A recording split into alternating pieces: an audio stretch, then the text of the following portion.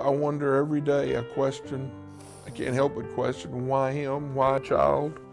But, you know, that's not my decision. That's not for me to understand at this point.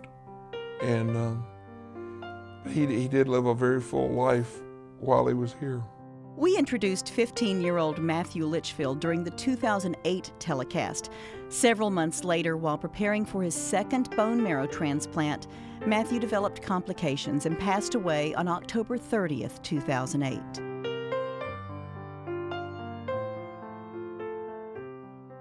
While Jeff and Tricia Litchfield of Hopkinsville, Kentucky are struggling with the loss of their son, they are thankful for family, friends, and co-workers who continue to remember Matthew by donating to the Ronald McDonald House, like this ping pong table.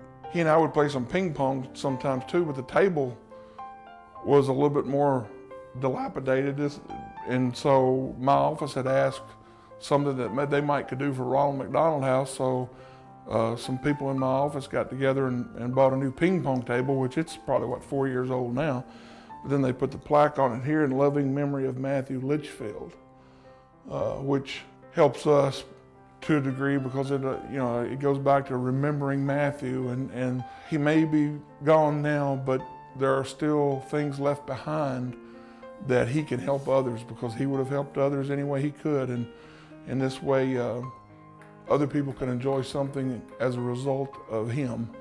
Jeff and Tricia hope their son's caring and loving spirit lives on. He loved life. He loved people. He loved his family. I mean, his friends. His friends, the Workman boys, and Colton Hall. I mean, he had so many friends, and he loved sports. He was into everything. That's one thing that I miss so terribly. He and I went to everything together, football, basketball, baseball. And I miss that with him, and I still go some, and I'll sit where we always sat because I feel like he's with me there. He just loved people. He loved life.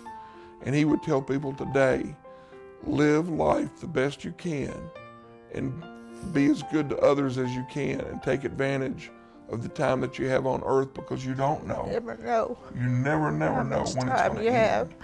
And he would tell you today, take advantage of it and be nice to people and just enjoy life.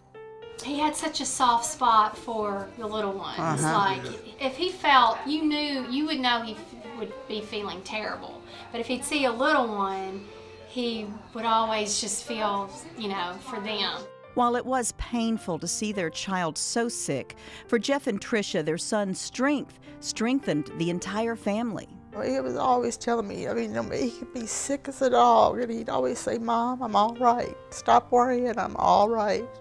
No telling how many times he told me, "Mom, I'm okay. I'm okay, Mom." Naturally, you worry, and she worries a whole lot, and he would. He worried as much about her as she did or we did about him. He was just that type of loving, caring son.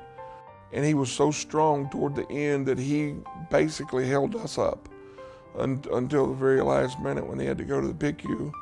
And at that point, he was in pretty bad shape.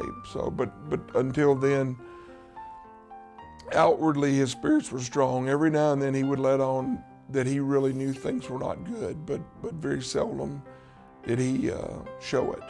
He was just tough. Grateful for the Ronald McDonald House, Jeff and Tricia returned to the house and remember their son. Yeah, this was my hangout. Yeah. And remember the place that helped them during such a difficult time. If people could only see, what an amazing place this is and how helpful it is, not just to the Nashville community, but all around, different states. People come here, they've got to have a place to stay. And if it's a long period of time, it gets expensive. They were both here for quite some time, and I still was staying in Hopkinsville, about 65, 70 miles away, and generally I would come over here after work, stay with them, and then go back at bedtime, but they stayed here the majority of the time.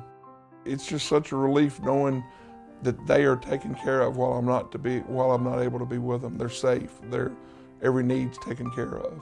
He always sat right here and did his homework and watched TV, and he didn't like it if anybody touched his remote. He loved it. He loved it. I mean, he loved it. Like I said, he was sad to go home. He was, you know, I'm going to miss all the people that work here. And many have missed him.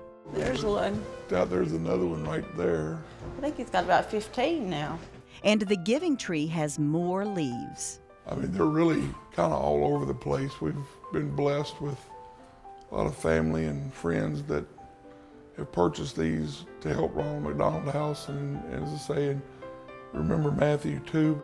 We want his memory to live, and even though obviously we'd much rather have him here, but we don't want people to ever forget him or forget the good things that he did, and we don't want people to forget Ronald McDonald House because they were so good.